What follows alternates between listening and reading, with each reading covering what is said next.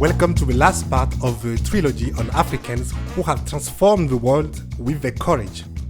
After episode 22 and 23, I present an extraordinary story of African captives who, by refusing slavery and submission, fought adversity, powerful state and American courts only for one reason: to return to Africa. With this mutinous act, they contributed indirectly to the birth of a major moment in the fate of American civilization today. Today, the Sankofa flights take you to a ship named Amistad, meaning friendship, to revisit some historical moments screened by Steven Spielberg in 1997 and starring the magnificent Beninese actor Jimon Hunsu. African History Daily by my daddy.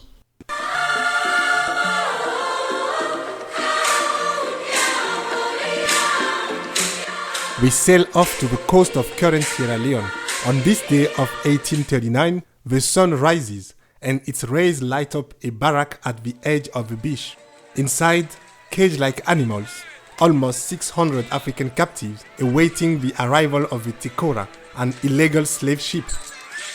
Illegal because 31 years earlier, international slave trade had been abolished. This didn't stop the outlawed traders. In fact, it created a profitable black market since slavery, owning slaves, was still legal in many countries including the US. Once loaded with slaves, the Tekora left for a 2-month voyage bound for Havana, Cuba. However, this is just a stopover for 53 captives, all of Mende origin, sold to 2 Cuban planters who immediately boarded on another ship, the Amistad. On the night of June 30, 1839, a well-orchestrated revolt breaks out on the Amistad, masterminded by Sinke and Grabo. They first kill the white crew members, including the captain and despised cook. Since they could not navigate the ship, they spared the lives of the 2 planters. They are, however, outsmarted by the trickster planters, who sail slowly east during the day, following the sun to go to Africa, and then change direction at night, accelerating north towards America. On this zigzag journey near the Long Island coast, the ship is stopped by the American Coast Guards, who, perhaps intentionally, instead of taking them into detention in New York, a much closer option, decide to send them to Connecticut, which, unlike New York, has not yet abolished slavery.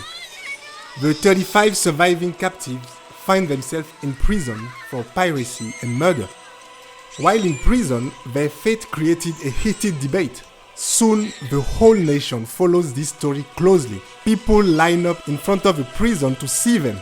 Newspapers go wild and portraits are published. Even a play featuring their story is showing only 6 days after the arrival. A trial, or rather a global dispute, opens between the following 5 interest groups. Number 1, unsurprisingly, the 2 planters who are claiming their properties back. Number 2, more surprising, the American government wanting to deport them immediately to Cuba.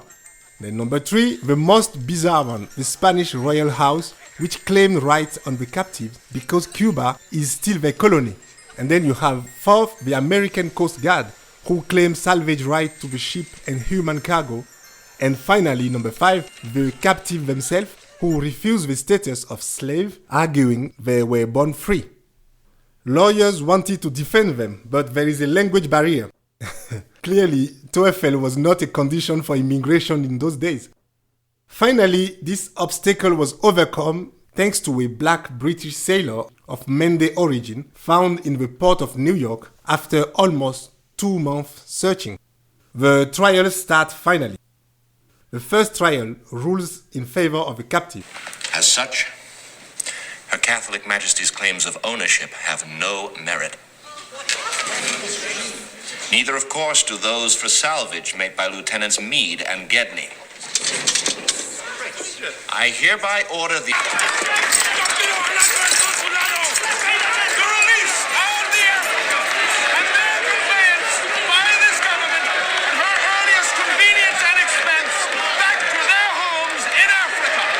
Yes! but the American government appealed to the Supreme Court in 1841. A second trial therefore opens, in which the captives were to have an unexpected ally, Congressman John Quincy Adams, the sixth American president, who delivers an incredible speech before the Supreme Court. This is the most important case ever come before this court, because what it in fact concerns is freedom, the very nature of man. And the proof is the length to which a man will go to regain it once taken. He will break loose his chains. He will decimate his enemies. He will try and try and try against all odds, against all prejudices,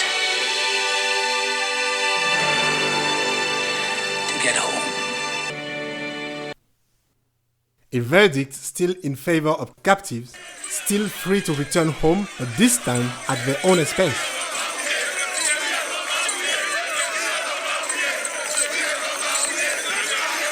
After 2 months hustling in New York, they managed to finally leave with their translator in December 1841, destined for Africa. We do not know what has become of these brave heroes, but what is certain is their significant impact on the future of American civilization. The two trials exacerbated the already deep division between abolitionist Northerners and pro-slavery Southerners, opening up an inexorable polarization that exploded finally in the Civil War from 1861. This impact, this amazing impact of African slaves has been shamefully forgotten by many history books. My African cliché of the day is a tribute to Repats, these African women and men of the diaspora who, like these brave captives of the Amistad, sometimes give up a very comfortable life to return to Africa. According to a study by the magazine Inspir Afrika, the three main reasons are the desire to have an impact on the continent, interesting professional opportunities, and family and social pressure. But once back, the adaptation process can be brutal, so that around 15% of them leave. Many of those who remain ultimately find their way, create jobs, and have a real impact. This is the case of the talented Kenyan writer Binyavanga wainaina, who left us exactly 1 year ago. Binyavanga made a revolutionary impact on literature from and about the African continent. He became an LGBT activist in 2014 in response to a wave of anti-gay laws passed in Africa. This same year, Time magazine recognized Binyavanga as one of the most influential people in the world in its annual Time 100 series. This episode is therefore a tribute to Binyavanga and many more like him, to the Nigerian Nneka Ezigwe, Guinean Khadija Ba, and the Beninese businesswoman Maureen Aite, known as Nana Wax. What about you? What's your opinion about this wave of return to a continent which is certainly difficult in many respects, but which remains the only and greatest legacy that belongs to us? Thank you, and see you on board soon.